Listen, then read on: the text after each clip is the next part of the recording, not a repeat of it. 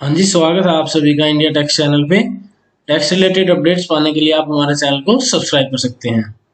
तो चलिए आज बात इस टॉपिक पे करेंगे कि हमने अपनी आईटीआर को सबमिट तो कर दिया है, पर हम अपनी आईटीआर को जब ई वेरीफाई करते हैं तो वो हैंग हो जाता है पोर्टल।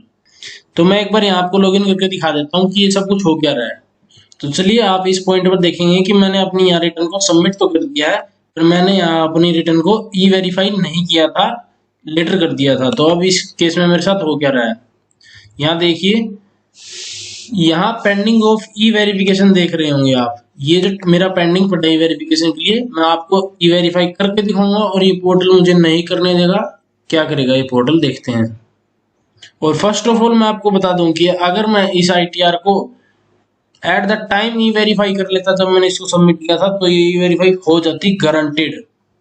अब तक पोर्टल जैसा वर्क कर रहा है इस हिसाब से, पर अब मैं इसको लेट वेरीफाई कर रहा हूँ, तो देखते हैं क्या होता है। तो चलो चलते हैं ई वेरीफाई में। मैं आ गया ई फाइल में, income tax returns and then e verify return में।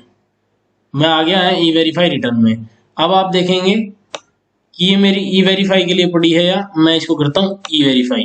तो जैसे ही मैं ई वेरीफाई पे क्लिक करता हूँ, इसको मैं अपने आधार ओटीपी से ई वेरीफाई करना चाहता हूँ, तो मैं इस पर करूँगा क्लिक। उसके बाद मैं नेक्स्ट आ जाऊँगा कंटिन्यू बटन पे। तो जैसे मैं कंटिन्यू करूंगा या एग्री करूंगा कि मेरी आधार डिटेल सही है, एंड वैलिडेट करूंगा जनरेट आधार ओटीपी को। तो यहाँ मैंने आधार ओटीपी को जनरेट किया, ये आधार ओटीपी अब मेरे मोबाइल पे जाएगा।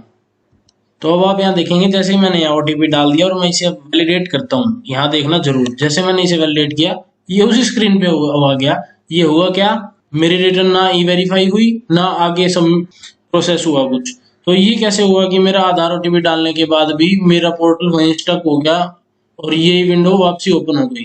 तो मैं इसे दोबारा कंटिन्यू करूंगा, दोबारा आधार ओटीपी मांग लेगा ये मुझसे, तो मेरी रिटर्न तो ई वेरीफाइड नहीं हो रही है।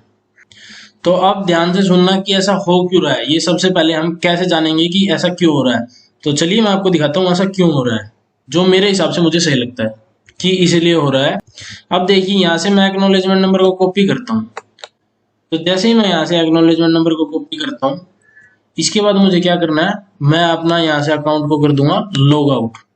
आपने देखा होगा कि बाहर से भी एक ही वेरीफाई करने का ऑप्शन था, तो मैं उसमें ट्राई करूंगा। उसमें आपको एक नई चीज दिखाऊंगा कि पोर्टल मुझे कहेगा क्या। तो यहाँ देखिए, मैं बाहर से ही वेरीफाई करूंगा इसे। तो यहाँ पैन नंबर डालूंगा मैं। तो सबसे पहले मैं एक्नॉलेजमेंट नंबर लिख देता हूँ और अब डालता हूँ यहाँ पैन नंबर। पैन नंबर डालने के बाद मैं यहाँ चूज करता हूँ असेसमेंट ईयर, जबकि मेरा एक्नॉलेजमेंट नंबर है ये। उसके बाद डालता हूँ मोबाइल नंबर। तो यहाँ मैंने मोबाइल नंबर डाल दिया है। अब देखिए, ई वेरीफाई करने के लिए मैं यहाँ कंटिन्यू पर क्लिक करूंगा।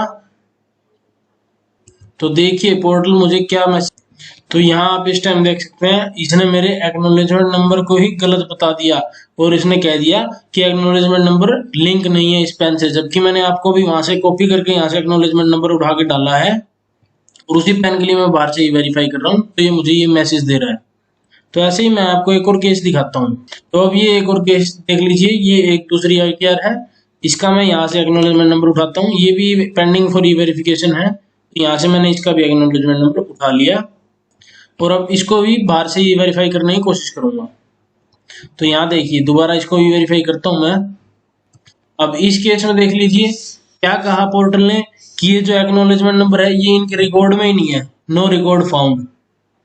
सो व्हाट इज गोइंग ऑन, ये सारी की सारी पोर्टल की मिस्टेक्स हैं। अब मैं आपको इसका एक और स्टेप दिखाऊंगा जहां पे पोर्टल खुद कहेगा कि एक्नॉलेजमेंट नंबर भी ठीक है। तो इसके लिए आपको बिना लॉगिन किए आ जाना है नीचे इनकम टैक्स ट्रैक स्टेटस में। अब देखिए, जैसे ही मैं ट्रैक स्टेटस में आता हूँ और वो अपना एक्नॉलेजमेंट नंबर डालता हूँ यहाँ। अब देखो, ये एक्नॉलेजमेंट नंबर मैंने यहाँ डाल दिया है। अब डालता हूँ मैं यहाँ मोबाइल नंबर।